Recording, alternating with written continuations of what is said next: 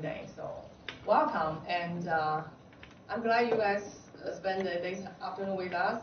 So we have a full agenda, but Marty is not here yet, so let's see if Marty is coming later.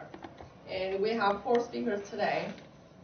Jibu is the first one, and Joanne, our friend Joanne is the second one, and I will be the third one if Marty is not here.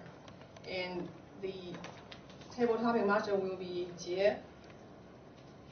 Gary will be our general evaluator, and we will have Funam, Jie, and Ken be our evaluator.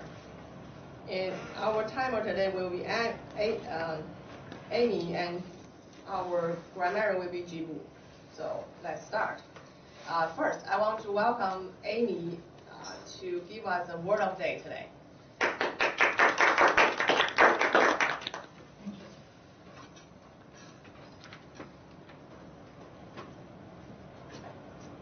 Maybe today is 2 words, but normally people use it together.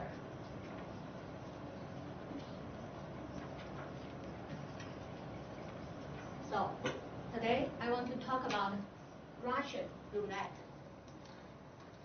Does anybody know this one already? Oh, great. All right.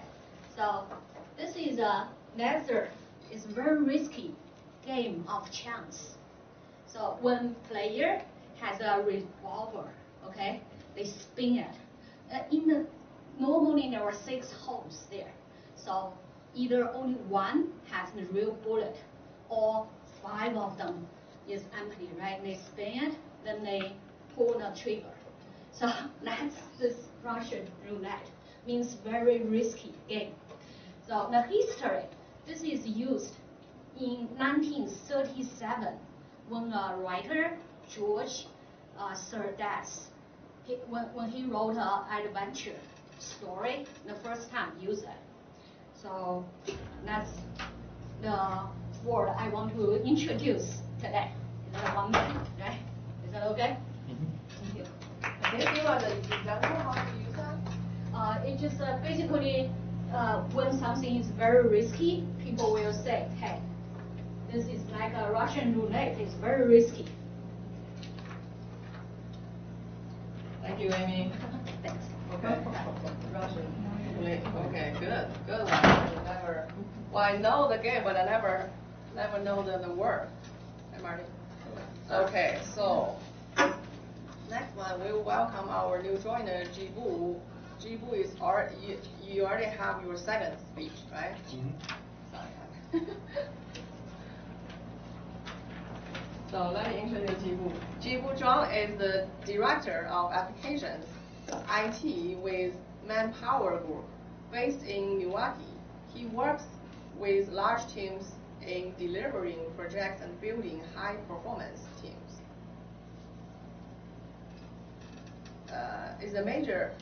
Team is a major need. He is going to share today a topic related to effective teams. Before you fix your team, fix yourself. Let's welcome Jibu.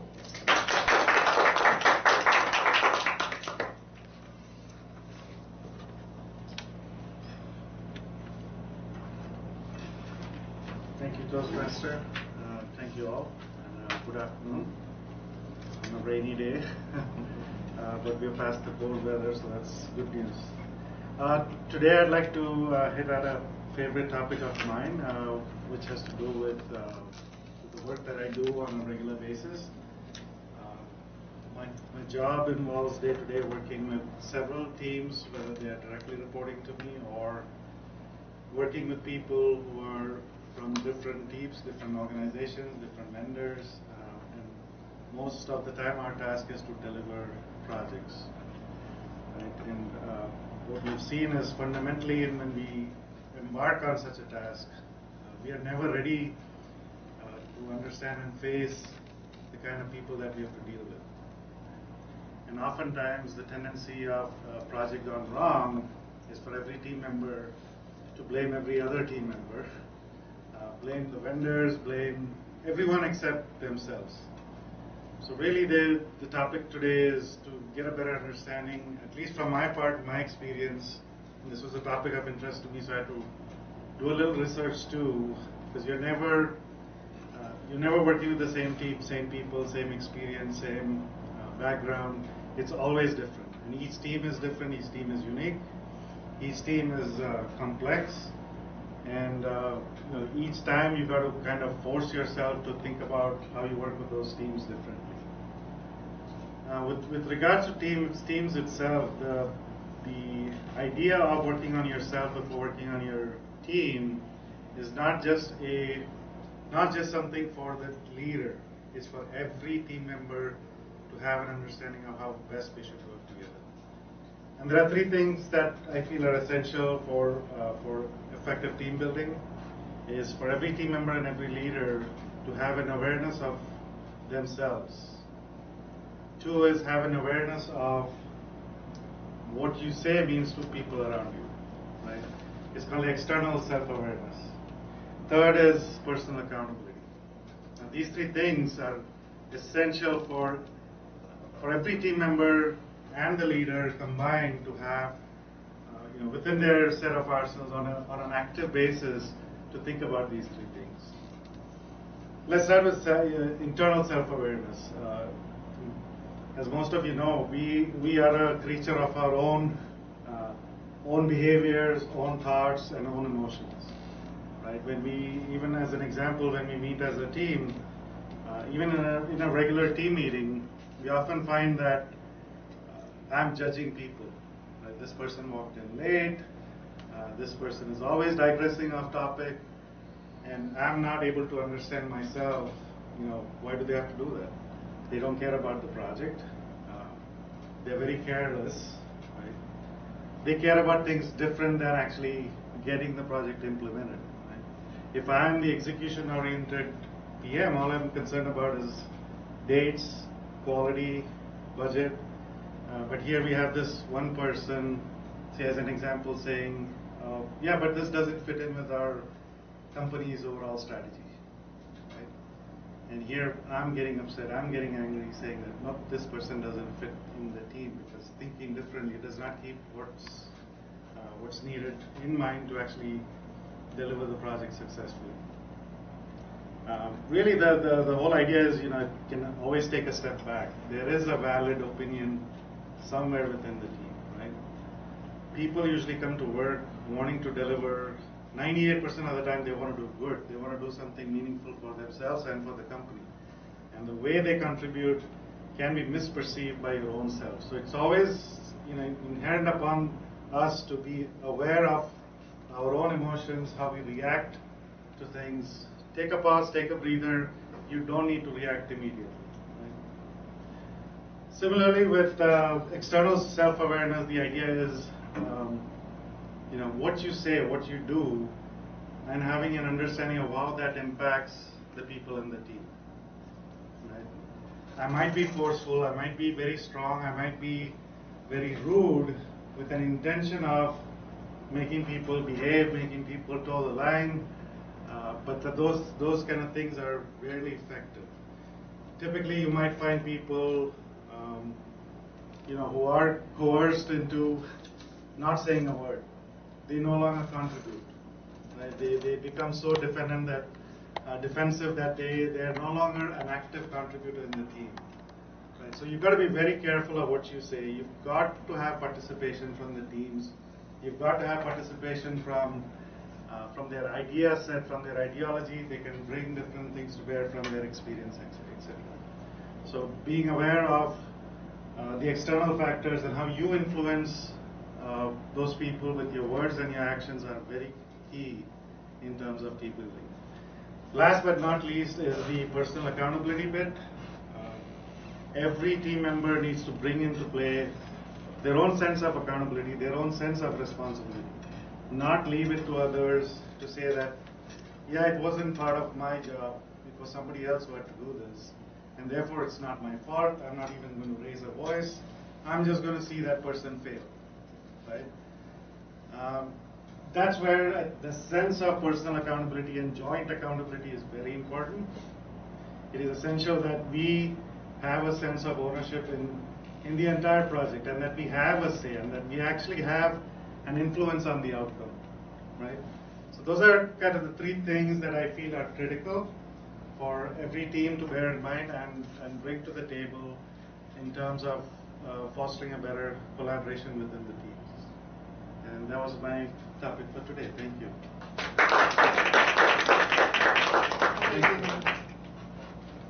Great thoughts, huh? Yeah, so we probably didn't think of that, to fix the team, then before that, you're going to fix yourself, and you're going to do those three things. Wow.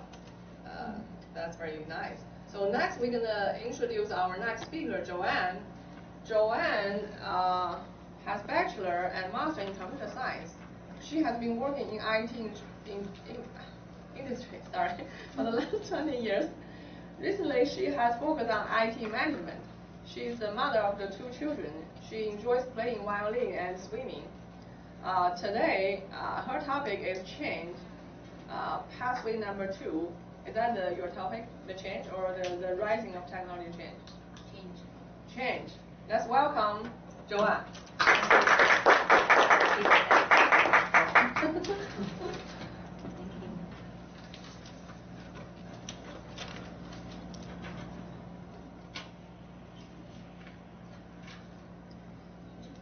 So, how many of you experienced